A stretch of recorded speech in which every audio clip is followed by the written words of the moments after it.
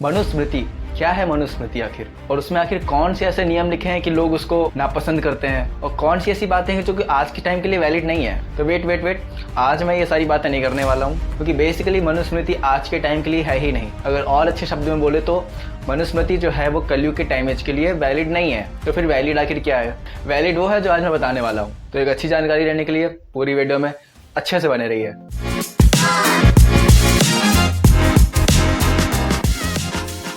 पराशर स्मृति, जी हाँ, ये नाम है उस पुस्तक का जो कि वैलिड है आज के टाइम एज के लिए, आज के कलयुग के लिए। और इसका नाम पराशर कैसे पड़ा, मतलब पराशर स्मृति कैसे पड़ा? इसकी कहानी ये है कि ये सीधे सीधे जो महर्षि वेदव्यास थे, उनके पिताजी ने वेदव्यास जी को और उनके साथ में जो अन्य ऋषि थे उनको सुनाई थी, और उन्होंने ही ये सारे लॉज बनाए थे आज के कलयुग के लिए।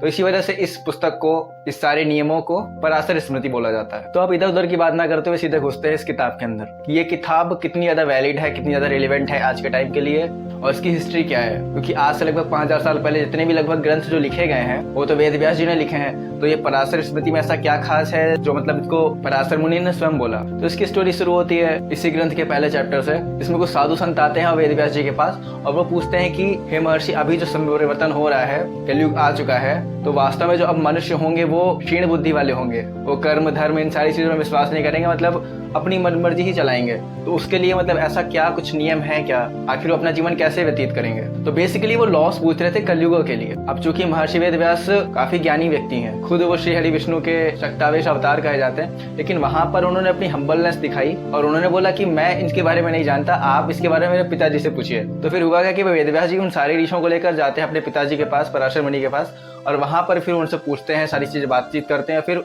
पराशर मुनि वहां पर उनको सारी चीजें बताना शुरू करते हैं। तो ओवरऑल अगर इस पुस्तक की बात करें तो इसमें बात करी गई है बेसिकली प्रायश्चित की, कि व्यक्ति में या पुरुष महिला दोनों, अगर इनके द्वारा कोई पाप कर्म हो जाए या कोई अपराध हो जाए तो बेसिकली उसको किसी न किसी तरीके से प्रायश्चित करवा करके समाज में वापस लाना, ये इस पुस्तक का मेन मोटो है। और फिर इसकी अलग अलग कैटेगरीज हैं, जैसे कि युग धर्म क्या क्या है, अतिथि का सत्कार कैसे करना चाहिए और अतिथि कौन होता है, पशुओं का रक्षण कैसे करना चाहिए, पशुओं पे अगर जाने अनजाने में हमसे हिंसा हो जाए तो उसका प्रायश्चित कैसे करना है। यहाँ तक कि इस पुस्तक में गौ हत्या, ब्रह्म हत्या और जीव हत्या जैसे पापों का भी प्रायश्चित कैसे करना ही बताया गया है। और सबसे खास बात यह है कि इसमें जो प्रायश्चित का तरीका है बहुत ही ज्यादा सिंपल रखा गया है। आपको इसमें कोई तामझाम नहीं करना है, कोई बहुत बड़े बड़े यज्ञ नहीं करने हैं, कोई बहुत बड़ा बड़ा रिचुअल नहीं फॉलो करना है। लेकिन फिर भी ये जो मेथड्स हैं थोड़े से टफ हैं और थोड़े से डाउटफुल भी लगते हैं कि क्या ऐसा करने से ऐसा सच में हो जाएगा, या ये किताब भी हमको केवल बेवकूफ बना रही है। तो मेरे हिसाब से तो पर्सन टू पर्सन डिपेंड करता है कि कैसी किसकी सोच है, कैसी किसकी श्रद्धा है। लेकिन एक चीज मेरे को इस किताब की बहुत अच्छी लगी कि ये किताब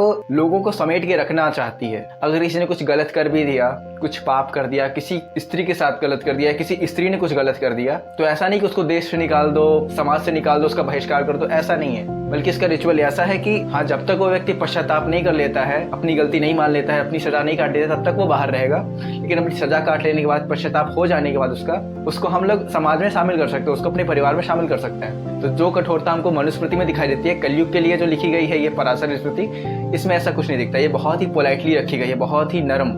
अब कुछ इंपॉर्टेंट लॉज की बात कर लेते हैं कि जो काफी इंटरेस्टिंग लॉज हैं। तो इसकी सबसे एक अच्छी बात मुझे ये लगी कि इसमें स्त्रियों के पुनर्विवाह को कुछ खास शर्तों के साथ अनुमति दी गई है। और वो खास शर्तें ये है कि अगर किसी स्त्री का पति जो है वो गुम हो जाए, या फिर घर छोड़कर चला जाए और काफी समय तक लौट करना है, या फिर उसका पति मर जाए, या फिर उसका पति अगर नपुंसक हो, मतलब वो संतान उत्पन्न करने में असमर्थ हो, या फिर वो अपने आचरण में भ्रष्ट हो चुका हो, मतलब कैरेक्टर लो से अपने धर्म का या मोरालिटी का कुछ पालन नहीं करता हो, एकदम गोबर आदमी हो, तो ऐसी कुछ परिस्थितियों में ये पुस्तक उस स्त्री को पुनर्विवाह करने की इजाजत देती है। लेकिन यहाँ पर कोई रिजिडिटी नहीं रखी गई, कोई कठोरता नहीं रखी कि हाँ आपको करना ही करना है, ये आपके ऊपर डिपेंड करता है। क्योंकि इसके आगे एक और लॉ है, उसके अकॉर्डिंग अगर किसी स्त्री का पति मर जाता है, लेकिन मरने के बाद भी अगर वो शादी नहीं करती है और अपना सारा जीवन ब्रह्मचारिणी के रूप में व्यतीत करती है, पूरा ब्रह्मचर्य का पालन करती है, तो उसको मरने के बाद जो एक्चुअल ब्रह्मचारी लोग होते हैं उसका पुण्य उसको मिलता है। और इसके आगे एक और नियम ये भी है कि जो स्त्री अपने पति की चिता में साथ जल जाती है, मतलब अगर उसका पति खत्म हो गया है और वो भी उसी चिता में अपना आत्मदाह करती है, तो होता है क्या कि उसके जितने भी बॉडी में रोम है, जितने भी हेयर्स है, जितने भी रोए हैं, उसके रेशियो में वो 3.5 करोड़ साल तक स्वर्ग में सुख भोगती है। तो पहली बात यह है जो आउटकम निकल के आ रहा है कि वो स्वर्ग में सुख भोगती है, उसको ये फल प्राप्त होता है,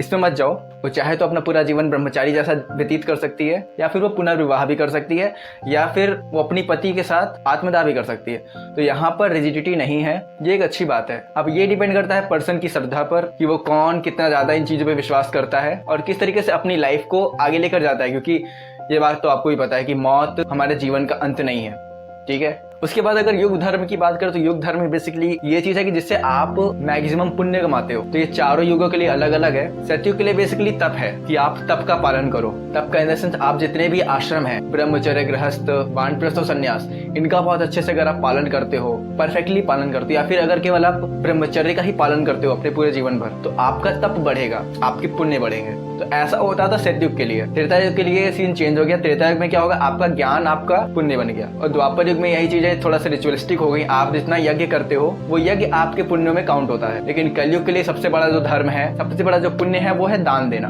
और दान उसको देना जो योग्य हो। हम लोग इन जनरल चलते चलते किसी भी राह में जो गरीब दिख गया, दुखिया दिख गया, रोड पे जो मांगते रहते हैं, हम लोग उनको दान दे देते हैं। वो असल में योग्य दान नहीं है, क्योंकि वो सही हाथों में नहीं जा रहा है। और इसका आउटकम ये होता है, हम माने या ना माने, जो लिखा है वो बता रहा हूँ, कि उसका असल में हमको पाप झेलना पड़ता है। क्योंकि आपका दिया हुआ जो है, जो वस्तु है या जो धन है, वो योग्य हाथों में नहीं गया। अगर आप खुद सोचो कि आज के टाइम पे इतने ज्यादा भिखारी क्यों हो गए हैं, लोग इतने ज्यादा भीख क्यों मांगते हैं रोड पर या हर जगह, क्योंकि हमारी संस्कृति में तो ऐसा कभी नहीं हुआ। ना हमको कहीं मेंशन मिलता है कि हाँ राम या कृष्ण के टाइम पे उनके राज्य में या फिर कहीं भी कोई भिखारी होते थे, या डिस्ट्रिक्ट राज्य में कहीं कोई भिखारी होता था, ऐसा हमको देखने को नहीं मिलता। हाँ, मेरे को ब्राह्मण देखने को मिलते हैं जो कि भिक्षा के लिए घर घर जाकर अन्न मांगते थे। तो ये चीज लेकिन ब्राह्मणों का एक धर्म है कि उनको ऐसा ही करके जीवन व्यतीत करना है, जो कि उस टाइम पे था। और हाँ, इस नियम में भी परिवर्तन किया गया है। कलयुग में ब्राह्मणों को खेती करने या फिर अलग अलग चीजें करने की छूट दी गई है। लेकिन ये भी बोला गया है कि खेती को ही अपना लक्ष्य ना बना ले, जीवन में धन कमाने का इसको लक्ष्य ना बना ले या तरीका ना बना ले। आपका मेन पर्पस होना चाहिए वेद शास्त्रों को पढ़ना और उसको समाज में फैलाना। लेकिन जो कि ये कलयुग है, यहाँ लोग दान उतना नहीं देते हैं ब्राह्मणों को,